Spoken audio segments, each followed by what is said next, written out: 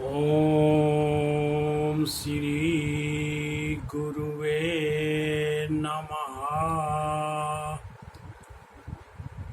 भाइयों एवं बहनों, गोपी गीत के दूसरे श्लोक पर बोला जा रहा है। गोपी गीत का दूसरा श्लोक है कि शरदुदासय साधु जात सत सरसिजोदर श्री मूसा दृशा सुरतनाथ ते शुल्क दासिका बरद निघाग्नोति नेह किंग बधा। गोपी गीत बहुत ही दुर्लभ, गूढ़ एवं बहुत ही अलौकिक प्रवचन है।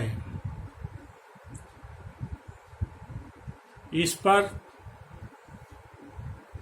भर जीवन भी बोला जाए तो भी इसकी व्याख्या नहीं की जा सकती है और किसी में सामर्थ्य नहीं है जो गोपी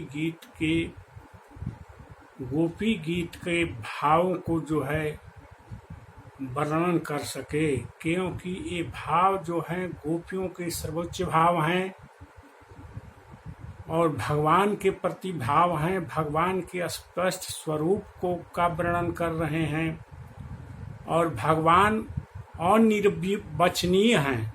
उनको वाणी से कोई वर्णन नहीं किया जा सकता है। मन बुद्धि वाणी सभी ज्ञानी इंद्रियों से भगवान परे हैं, इसलिए ज्ञानी इंद्रियों के द्वारा भगवान का वर्णन नहीं किया जा सकता है। फिर भी इस गोपी गीत पर बड़े बड़े विद्वान एवं बड़े बड़े मनीषी बोलते रहते हैं अपने सामर्थ्य के अनुसार। उसी तरह से मैं भी अपने गुरुदेव की कृपा से और सामर्थ्य के अनुसार बोल रहा हूँ। बरद निघग्नोति नेह किंग बधा। गोपियाँ कह रही हैं कि आप जो है वरदान को देने वाले हैं, वरदान को देने वाले हैं। अब इस वर माने वर दान और द माने देने वाले, सुखद माने सुख को देने वाले जिसे कहते हैं, तो आप वरदान को देने वाले हैं।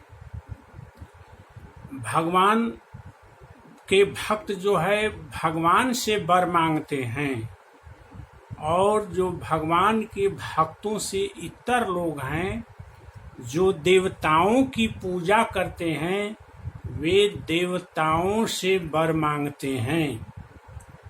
लेकिन भगवान गीता में कह रहे हैं कि देवताओं को वर देने की शक्ति मैंने ही दी है, देवताओं को भी मैंने ही बनाया है। जैसे 84 लाख जोनियों को मैंने बनाया है, वैसे देवता भी मेरे द्वारा ही बनाए गए हैं और उनको भी मैं पावर दे दिया हूँ कि जो मायाबद्ध जीव जो आप लोगों की पूजा करे और जो मनोकामना लेके आए, उनकी मनोकामना को आप लोग पूरा कीजिए। तो देवता भी चूंकि मायाबद्ध हैं और देवता को कैसा वर दे सकते हैं कि देवता जो है बहुत ही नश्वर वर ही देने में सक्षम हैं। जैसे देवताओं की भक्ति करके कोई बेटा मांगता है तो बेटा का वरदान देते हैं देवता लोग। कोई जो है धन दौलत मांगता है तो धन दौलत का वरदान देते हैं देवता लोग। कोई नौकरी लगने का वरदान मांगते हैं, कोई पेशा में बढ़ोतरी का वरदान मांगते हैं। इस तरह से कोई मान और प्रतिष्ठा बढ़ाने का वरदान मांगते हैं। इस तरह से भगवान कहते हैं कि देवता लोग ही इस सांसारिक मायाबद्ध जीवों को जो नश्वर रूप में वरदान मांगते हैं, जो क्षणभंगुर वरदान को मांगते हैं, इस वरदान को देने का पावर मैंने देवताओं को दे दिया है।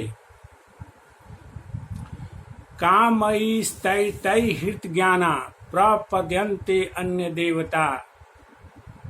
कहते हैं कि जो काम विभिन्न प्रकार की इच्छाओं से जिसकी बुद्धि मारी गई है, तम तम नियमम आस्थाय प्रकृत्या नियता स्वया, जो लोग जो है जिनकी इच्छाओं और कामनाओं के वशीभूत होकर के देवताओं के प्रति पूजा पाठ करते हैं, उनकी श्रद्धा को जो है मैं देवताओं के प्रति ही स्थापित कर देता हूँ।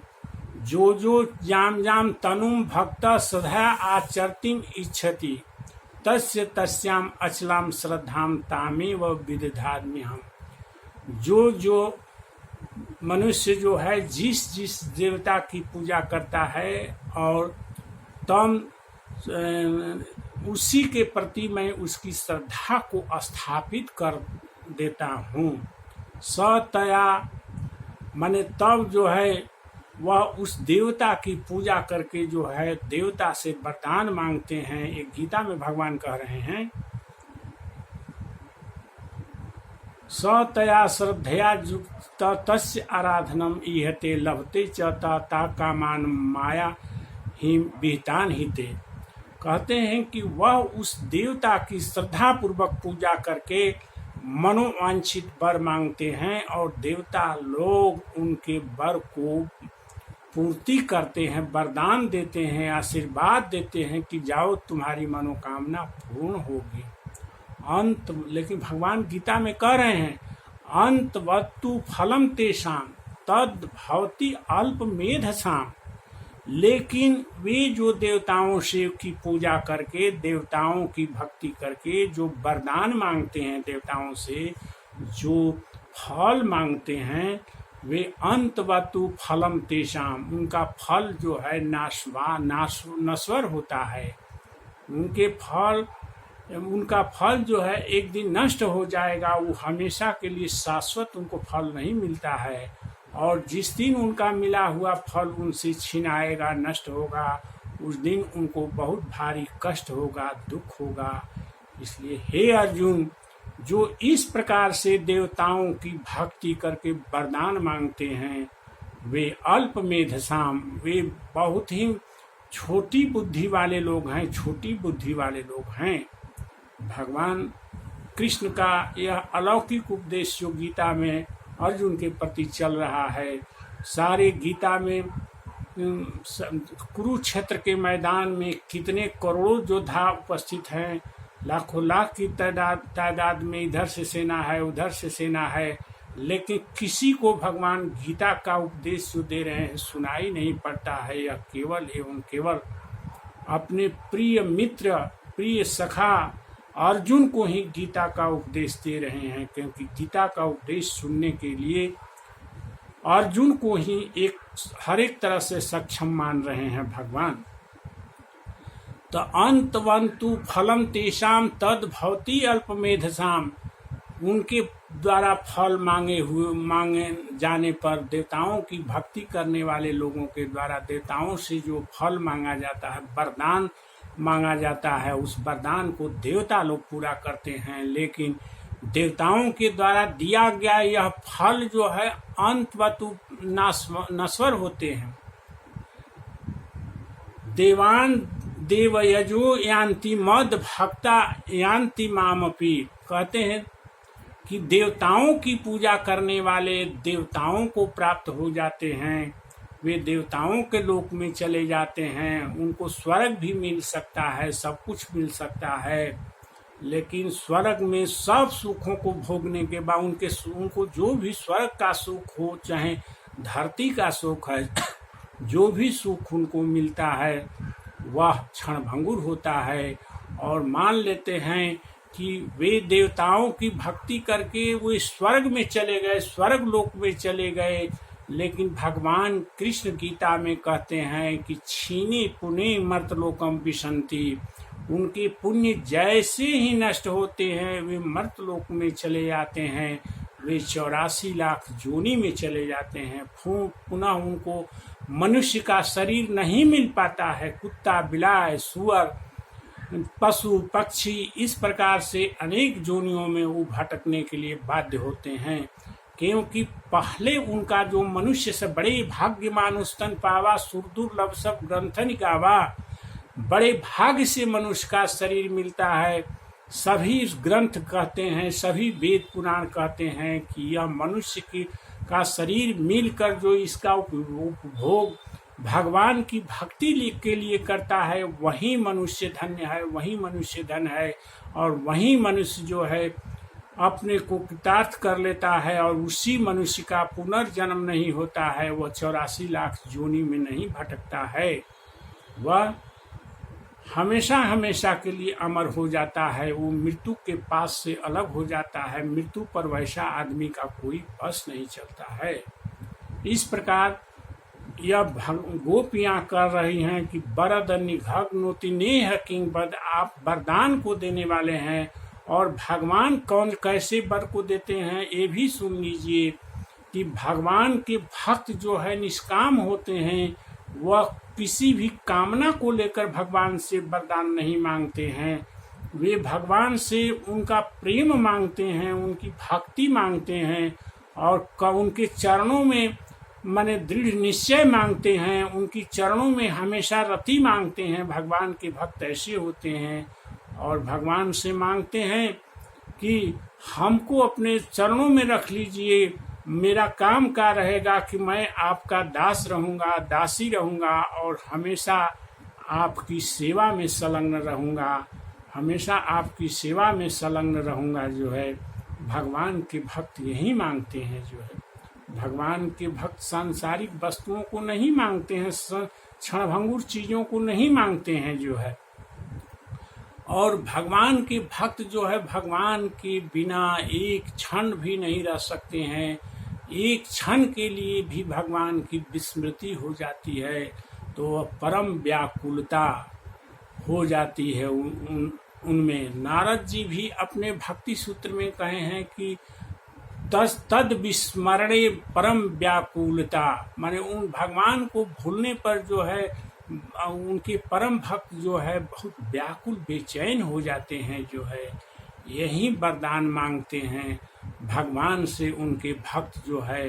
गोपियों के मन में यही भाव हैं और कि हे भगवान आप हम लोगों की अपने चरणों में रति जीत दीजिए, एक क्षण के लिए भी हम लोगों का मन इधर से उधर नहीं भटके। जो है एक क्षण भी भटकने पर परम व्याकुलता की स्थिति उत्पन्न हो जाती है गोपिया में। जो है गोपियों में एक क्षण के लिए भी भगवान से अलग नहीं हो सकती हैं।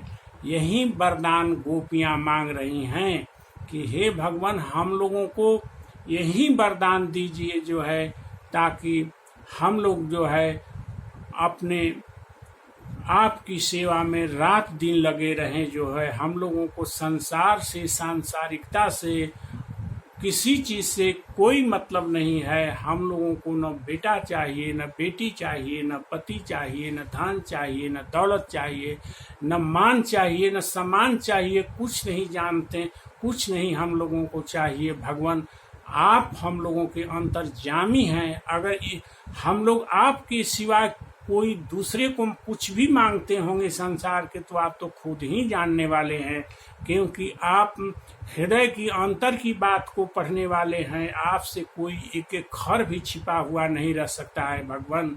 इसीलिए आप मनोरथ को पूर्ण करने वाले हैं, वरद हैं, जो है वरदान को देने वाले हैं। किसको? अपने भक्तों को, सांसारिक जीवों को नहीं। सांसारिक जीव तो देवताओं से वरदान मांगते हैं, लेकिन आपसे आपके भक्त ही वरदान मांगते हैं। इसलिए यहाँ दो कैटेगरी है जो है, एक सांसारिक जीवों के, सांसारिक लोगों की जो माया मोह में बद्ध होकर के जो है केवल देवताओं की पूजा करके देवताओं के का ही आश्रय लेकर उन्हीं को पावरफुल समझकर सांसारिक भोग विलास को मांगते हैं, सांसारिक नश्वर चीज़ों को मांगते हैं। और एक उनके भगवान के भक्त हुए जो सांसारिक नश्वर चीज़ों से उनको कोई मतलब नहीं होता है, केवल केवल भगवान से ही रिश्ता मानते हैं। वो भगवान को ही अपने संबंधी मानते हैं। गोपियाँ अपने सुहाग को भगवान को ही अपना सुहाग मानती हैं और उन्हीं से कहती हैं कि आप ही हम लोगों के शाश्वत पति हैं, आप ही हम लोगों के शाश्वत सुहाग हैं। इसलिए भगवान हम लोगों के मनोकामना को पूर्ण कीजिए। आप मनोकामना वरद हैं, भगवान मनोकामना को पूर्ण करने वाले हैं। बस आज इतना ही, कल इसके आगे के शब्दों पर विचार होगा। ओम श्री राधे राधे राधे।